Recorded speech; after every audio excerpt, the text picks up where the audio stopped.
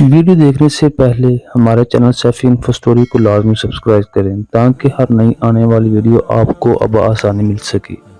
السلام علیکم ناظرین، شادی کے بعد ہر عورت کی خواہش ہوتی ہے کہ مرد اس کی ہر ضرورت اور تمنا پوری کرے اور عورت کو ہر لحاظ سے خوش کرے۔ جب وقت کے ساتھ ساتھ عورت کو عمر بڑھتی ہے تو اس کے دل و دماغ پر شہوت حاوی ہوتی ہے۔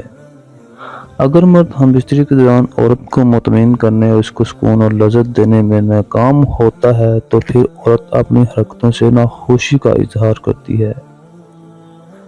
جب عورت ہم بستری کے دوران 3 حرکتیں کر دے تو سمجھ جائیں کہ عورت ناخوش ہے۔ نمبر 1، اگر کسی مرد کی ٹائمنگ کم ہوگی تو کمزوری کی علامت ظاہر ہوگی، تو بستر پر گرم جوشی نہ دکھانا تو سمجھ جاؤ کہ عورت ناخوش ہے۔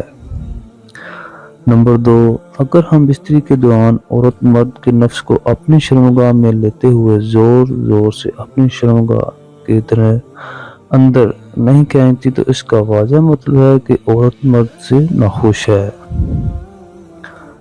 نمبر 3، عورت کی لذت امیز آوازیں نہ نکالنا۔ اگر ہم بستری کے دوران عورت مرد کے نفس کو اندر لیتے وقت لذت امیز آوازیں نہیں نکالتی تو سمجھ جاؤ کہ عورت ناخوش ہے اور ان کی جنسی جسمانی خواہشات اس وقت پوری ہوتی ہے جب کوئی مرد مکمل طور پر خوش کر دے۔